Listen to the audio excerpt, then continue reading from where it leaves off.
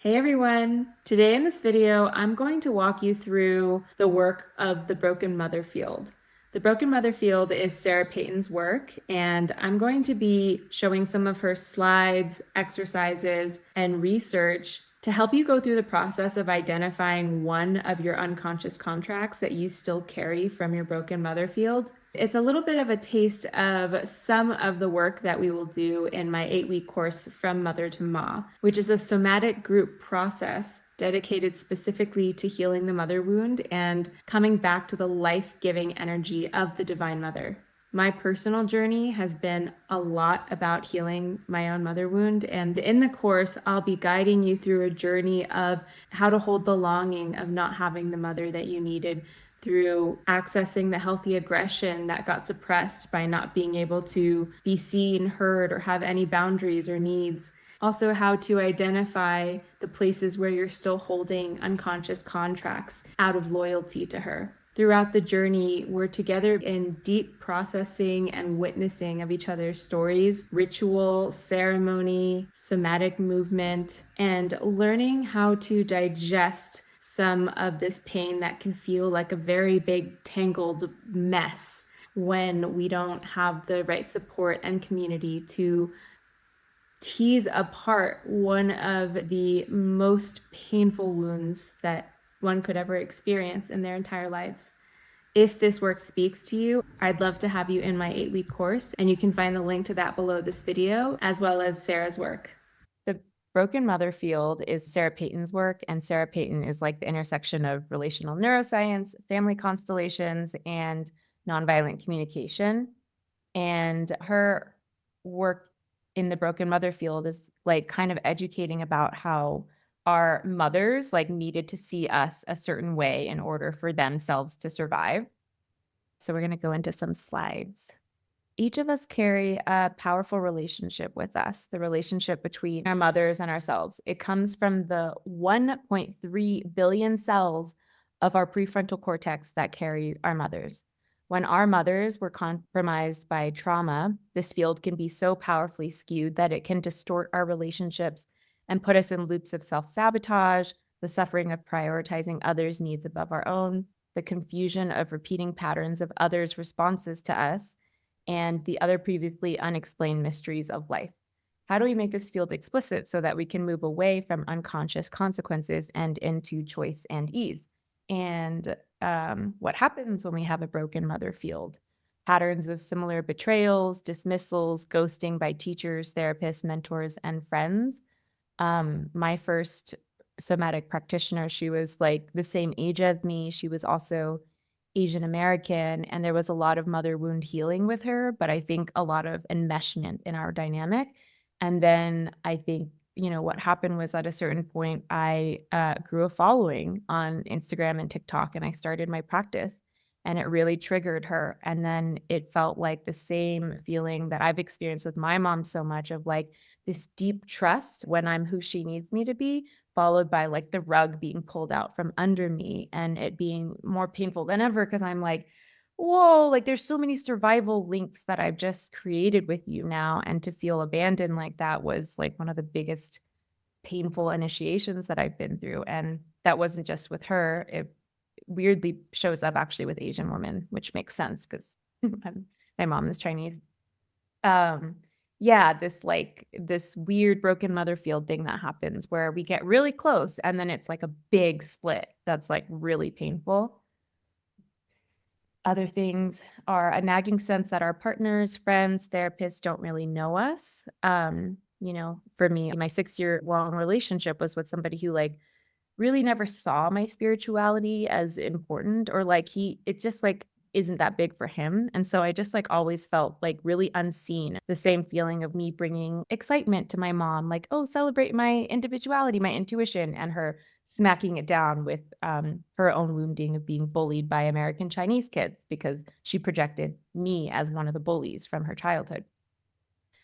And so I constantly was in relationships and friendships and like friend groups where people don't really value spirituality. And I felt like put down about it and like I had to hide myself. A persistent sense of not being able to reach others slash no true experiences of intimacy, anxiety, depression, or negative self-image with no evident root trauma, inability to believe in our own worth or existence, deep confusion about who we are, and the list goes on. I don't know how to pronounce his last name, but epigeneticist Moshi says that our mothers are in every cell of our prefrontal cortex. If the prefrontal cortex is 12.5% of the brain and the brain is 86 billion neurons, we have 10.75 billion neurons with our mother in them, which is like kind of terrifying. But at the same time, I feel like understanding this helps me release the need to remove my mother entirely from myself because it's just not going to happen. And when I say mother, Sarah Peyton will say that it's the first figure when you come out of the womb, regardless of gender. But yeah, it's just impossible. Like, we're not going to stop getting triggered by them. It's a need for them to approve and accept who we are. And that's okay. It's like, this person gave me life. Like, of course, I want them to love me and to be like, wow, you've grown into like such a wonderful woman. And I see you for who you are. Um, and so there's that one side of we don't have to like delete it out of our psyche, but also we get to repattern and bring these unconscious contracts into the conscious so that we could rejig how they live in our bodies and our minds and how we respond to them so that we are not just cowering in shame and like self annihilating because of this wound that is a result from our own mother's wounding. When we leave our families of origin, the way we take care of ourselves is what we have learned from our mothers. So if our moms didn't really know how to self-regulate and if they had like perpetual like inner critic and they needed to do that in order to survive, well, that's the only way that we know how to take care of ourselves. And what we lose when a mother is broken is self-regulation and other regulation. So we when we don't have that from our mothers, we don't know how to self-regulate. That's why we're in courses to learn how to self-regulate. And also then interpersonally in relationships, that's not something we learn when we have like a wounded mother. You know, we only learn to operate from our own protection and to cut off and to lash out. And that makes it really hard to create secure bonds.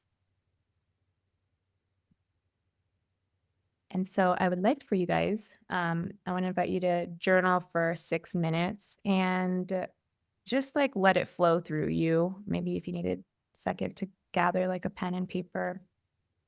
What was your mother like in terms of empathy for herself and you, insight into herself and you, response flexibility and relationship to herself and you, emotion regulations for herself and for you, body regulation, morality, intuition, attuned communication, and fear modulation?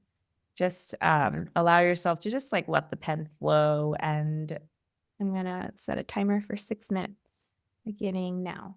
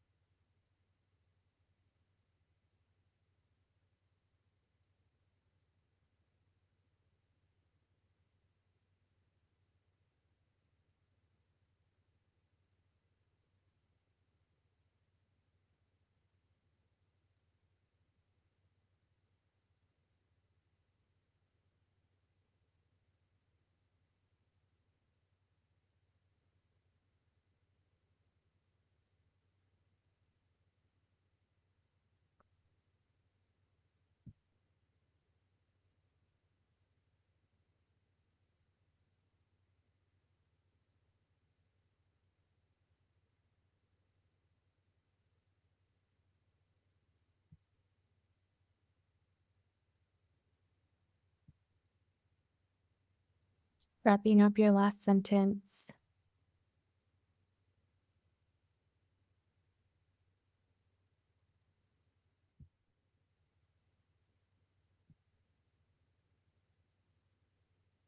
What really came up for you? What patterns did you notice? What was really big in your writing?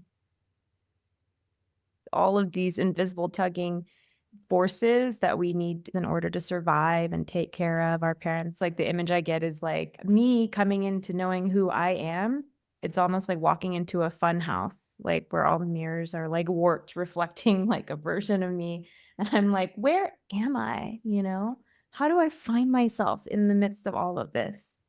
And yeah, and I think like this work is so much about also honoring, of course, like the pain and the wounding and the cultural stuff, like the immigrations, the abuse, the addictions, the religion, the patriarchal stuff that our mothers had to endure, where like if we think of them doing this exercise, like imagine how they would write about their upbringing. And when we hold space for that and that compassion and that love, it does not take away from the part of us that have needs and need to make room for our experience as an individual to matter. And for that part to be like the pain that you endured, like does like I don't I'm also not going to be the victim of more pain. We may not ever be able to like they may not be able to be hold themselves accountable or be self-responsible, but it is like we protect our little ones of like I love you and I must walk away sometimes or I must shield in these ways. And Let me share screen again. When I learned about unconscious contracts, that was like so illuminating for me to kind of like start to tease apart this funhouse thing. And so if you think about like the flashlight beam, this like flashlight beam of projection of who your mother needed you to be in order for them to survive. For me, my mom needed me to be perfect, convenient. She needed to be able to brag about me.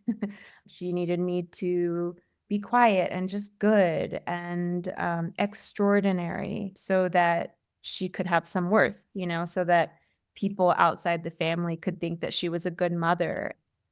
I didn't get in her way. She's dealing with my dad's addiction. Like, I can't have problems. Like, that's just like a nuisance. And so, as children, if we're out here and we're being ourselves and we're not merging with the flashlight beam, well, that means loss of connection, possibly shelter, food, right? Like resources that we physically need to survive.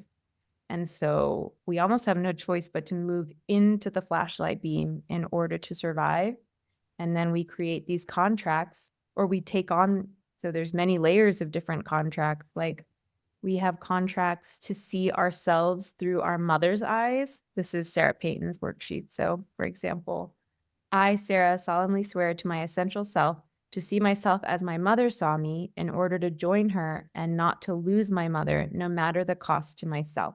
Like a contract, for example, that me as Tammy, like, oh, I, Tammy, solemnly swear to see myself the way that my mom sees me so that I will continue to get food and shelter so that I can protect myself from her rage so that I can help her unload some of the burden of taking care of my dad's addiction. And so that's me. I sign a contract, my little self, where I'm like, okay, I'm going to just move into the flashlight beam, and that's who I am. I'm going to take that on.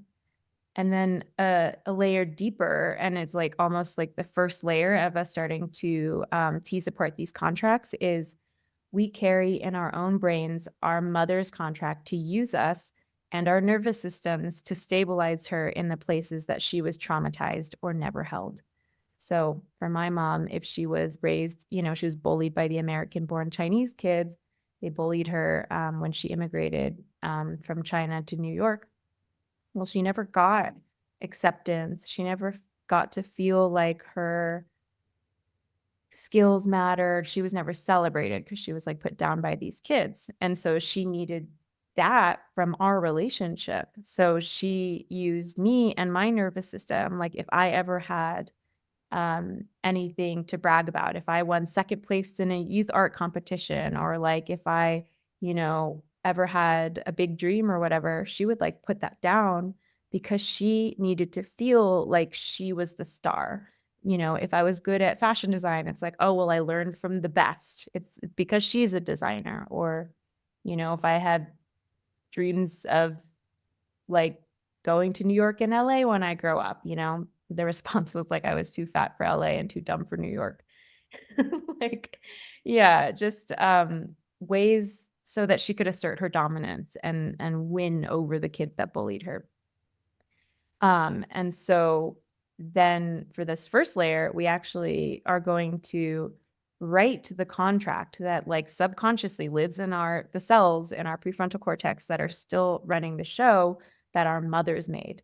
So if Sarah's mom's name is Irene, Sarah's mom created a contract for herself. So her example is, I, Irene, solemnly swear to my essential self to see Sarah as wooden and numb and non-responsive, in order not to know that I have scared my child into a frozen state, no matter the cost to her.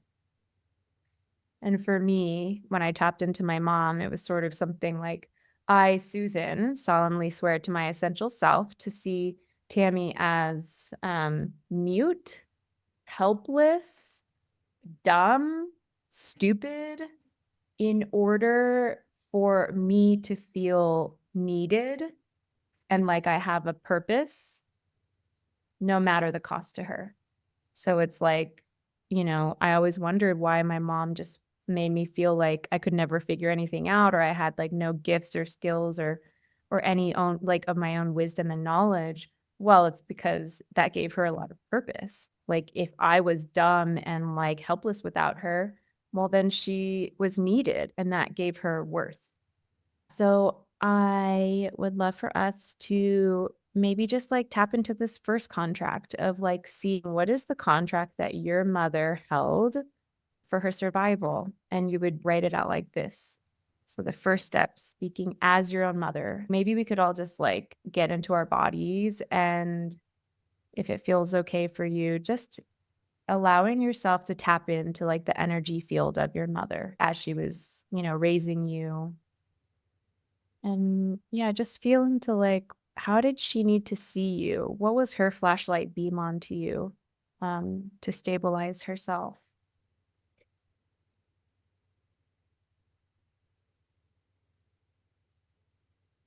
And then go ahead and see if you can fill in the blanks of speaking as your mother.